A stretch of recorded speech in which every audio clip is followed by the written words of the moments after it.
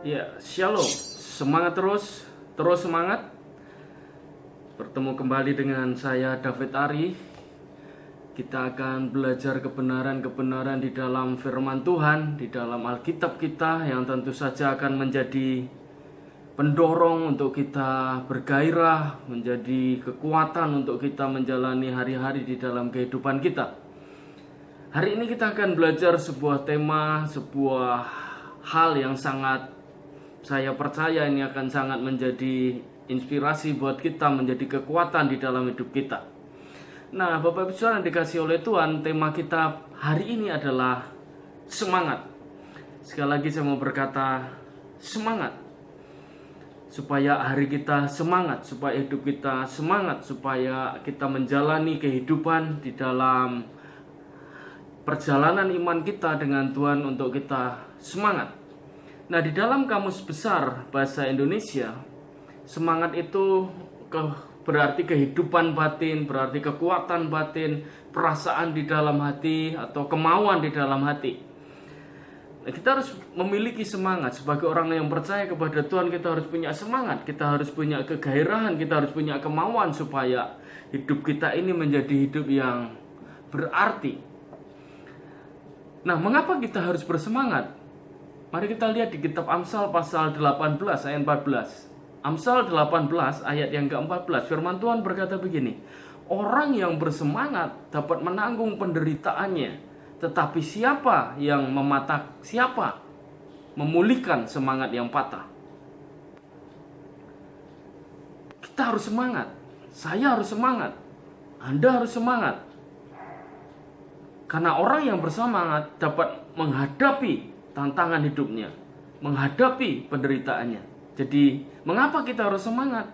Supaya kita dapat menghadapi hidup ini. Karena hidup ini perjuangan, karena hidup ini tantangan, karena hidup ini penuh pergumulan. Nah, Bapak Ibu Saudara, berbicara tentang semangat itu ada berbagai sumber, semangat itu berbagai alasan supaya mengapa kita menjadi bersemangat. Hari ini kita belajar 3 hal paling tidak di dalam hidup kita yang menjadi sumber semangat. Karena kalau kita nggak mengerti sumber yang sebenarnya, maka semangat kita ini menjadi semu. Maka semangat kita ini tidak akan lama, semangat kita ini tidak akan kuat. Nah, Bapak Ibu Saudara, yang pertama, semangat itu bisa berasal dari orang lain. Dari teman, dari sahabat, dari siapapun di sekeliling hidup kita. Sebagai contoh adalah Ayub. Anda pernah baca di dalam kitab Ayub bagaimana seorang Ayub itu mengalami penderitaan, dia dicobai oleh iblis. Dia harus kehilangan banyak hal di dalam hidupnya. Dia harus sakit, dia harus kehilangan hartanya, dia harus bahkan kehilangan keluarganya, anak-anaknya waktu itu. Tapi di pasal 2 ayat yang ke-11 kitab Ayub berkata bahwa ada 3 orang sahabat yang datang kepada Ayub dan mereka memberi semangat kepada Ayub. Mereka adalah Elifas orang Teman, mereka adalah Bildad orang Suah dan Sofar orang Naamah. Mereka datang kepada Ayub dan menguatkan, menghiburkan, membangkitkan semangat Ayub. Jadi semangat bisa datang dari orang lain. Yang kedua, Anda bisa belajar dari Musa. Di kitab Ulangan, Musa sedang menceritakan perjalanan bangsa Israel kepada orang Israel generasi yang berikutnya. Karena generasi pertama meninggal, tinggal Yosua dan Kaleb. Musa menceritakan bagaimana perjalanan Israel dituntun oleh Tuhan.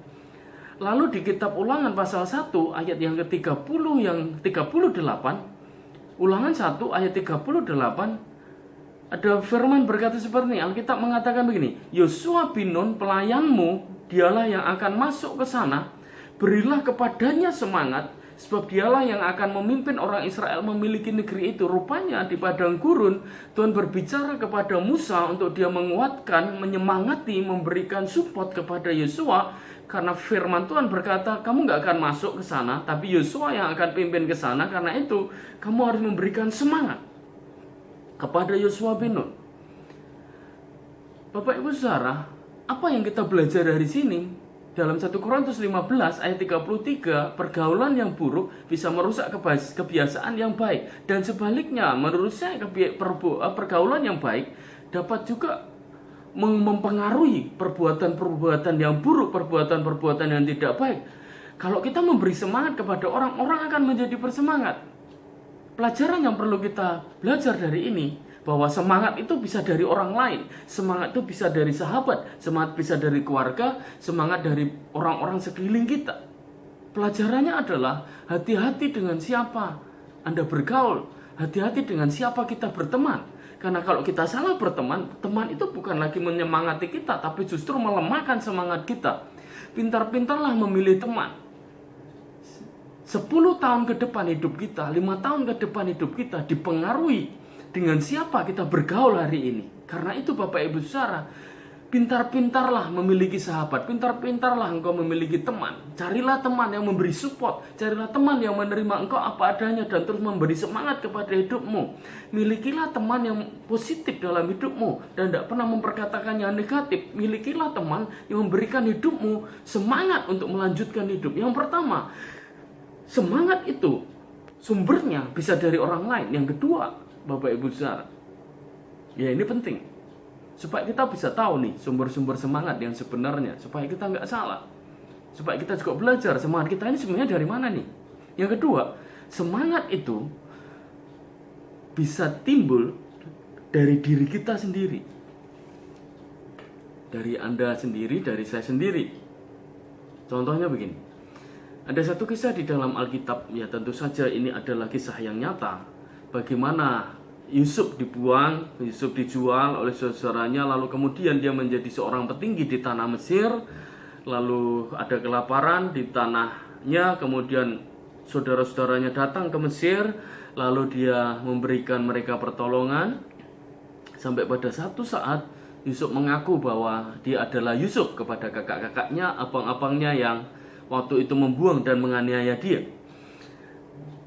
Lalu dia memberikan oleh-oleh, lalu dia memberikan kereta dan sebagainya, dan dia titip pesan kepada ayahnya Yakub yang belum meninggal. Nah, ada satu perikop, ada satu ayat di dalam Kejadian pasal 45 yang ini sangat menarik buat saya, yaitu ayat yang ke-27. Kejadian 45 ayat 27.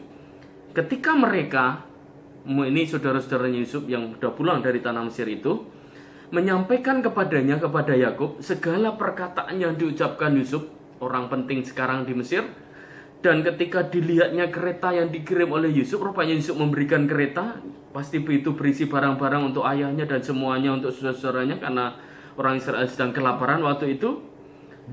Maka bangkitlah semangat Yakub, ayah mereka.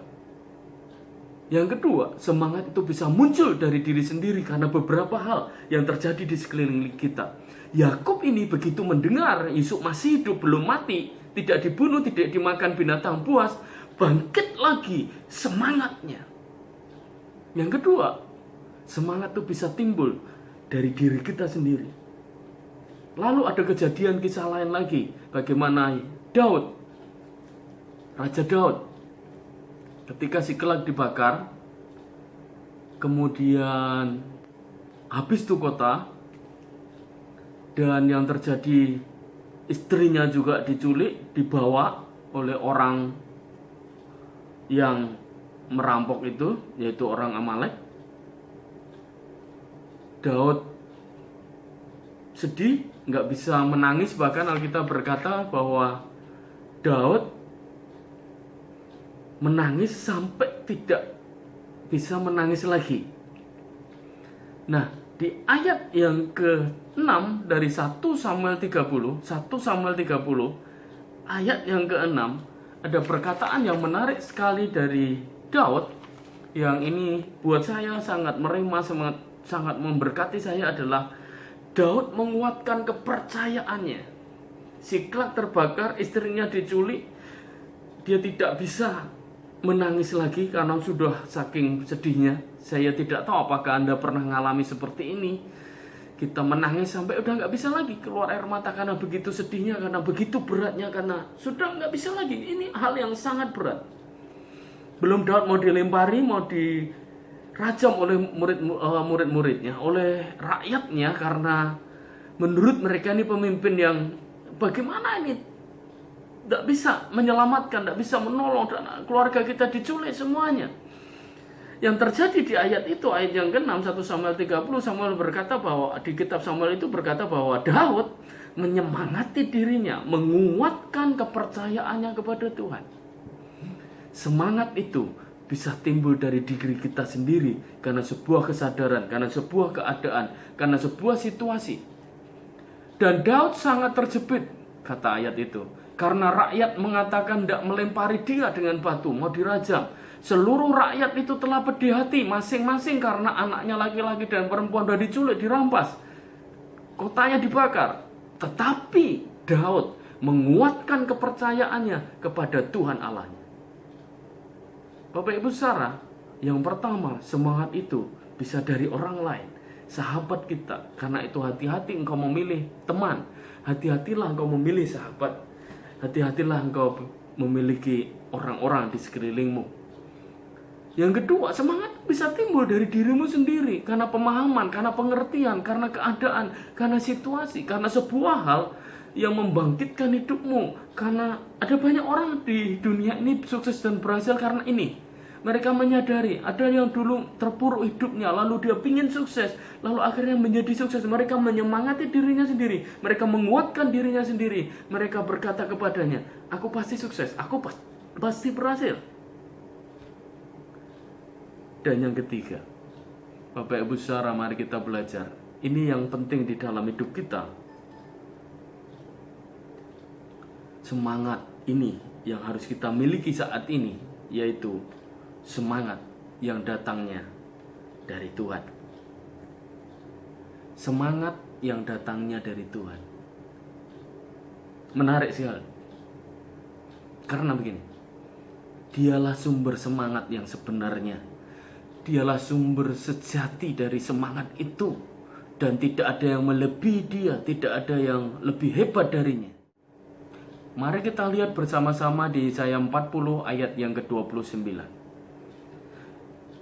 Yesaya 40 ayat 29. Dia memberi kekuatan kepada yang lelah. Mari, nikmati firman ini, alami firman ini, percayai firman ini. Dan menambah semangat kepada yang tidak berdaya. Orang-orang muda menjadi lelah dan lesu, dan teruna-teruna tersandung. Ayat 31 ini penting sekali, mari renungkan baik-baik. Tetapi orang-orang yang menanti-nantikan Tuhan mendapat kekuatan baru. Mereka seumpama raja wali yang naik terbang dengan kekuatan sayapnya. Mereka berlari dan tidak menjadi lesu. Mereka berjalan dan tidak menjadi lelah. Kita bisa lelah, kita bisa lesu, kita bisa tidak berdaya. Tapi Alkitab berkata, Tuhan memberikan kekuatan kepada yang lelah. Tuhan memberikan semangat kepada yang tidak berdaya. Bahkan ketika orang-orang muda, lambang kekuatan, teruna-teruna, lambang kesanggupan untuk mengerjakan banyak hal, tersandung, orang yang menantikan Tuhan akan bersemangat, menanggung, menghadapi tantangan di dalam hidupnya. Yang ketiga, sumber semangat sejati adalah Tuhan sendiri. Karena itu, nantikan Tuhan, hidupi doa dengan Tuhan. Di masa-masa worship from home, PSBB yang belum selesai di kota kita dan seluruh Indonesia, berdoalah, nantikanlah Tuhan, sembah Tuhan, naikkan syukur kepada Tuhan. Kau dapat kekuatan yang baru, engkau dapat semangat yang baru, engkau mendapat kekuatan di dalam Tuhan. Kekuatan baru, lari gak lesu, berjalan gak lelah. Ini semangat yang datang dari Tuhan tuh kayak gini. Nah, Bapak Ibu Saudara dikasih oleh Tuhan, mari semangati dirimu. Pilihlah teman yang bisa memberi semangat kepadamu. Dan tentu saja, nantikanlah Tuhan. Karena itu sumber semangat yang sebenarnya. Mari kita miliki semangat untuk berubah, menghadapi tantangan yang ada. Semangat untuk mengalami kemajuan di dalam Tuhan. Semangat untuk mengalami peningkatan, next level di dalam Tuhan. Percayalah, di masa-masa kita merendahkan diri, worship from home, PSBB ada di rumah, menyembah dari rumah, beribadah di rumah, Percayalah ada kekuatan yang Tuhan berikan kepada kita. Karena waktu nanti ini selesai, Anda dan saya akan mengalami next level. Peningkatan di dalam Tuhan, percepatan di dalam hidup kita. Semangat untuk kita melakukan kehendak Tuhan. Pasti ada rencana Tuhan, pasti ada kebaikan Tuhan, pasti ada janji Tuhan, pasti ada maksud Tuhan di dalam semua yang terjadi di dalam hidup kita. Semangat terus dan teruslah bersemangat. Bapak Ibu Saudara yang dikasihi oleh Tuhan, di dalam 2 Tawarikh pasal yang ke-15 ayat yang ke-7, 2 Tawarikh 15 ayat yang ke-7, di situ ada Raja Asa. Baca, ada Raja Asa yang diceritakan di situ bahwa ada seseorang yang mendapat nubuatan untuk Raja Asa. Lalu nubuatan yang datang dari Tuhan itu berkata begini, saya berdoa ini untuk Anda, saya berdoa ini juga buat saya, buat kita semua. Begini, firman Tuhan, nubuatan yang disampaikan itu dikatakan begini, kuatkanlah hatimu dan jangan lelah semangatmu, ada upah yang menantimu.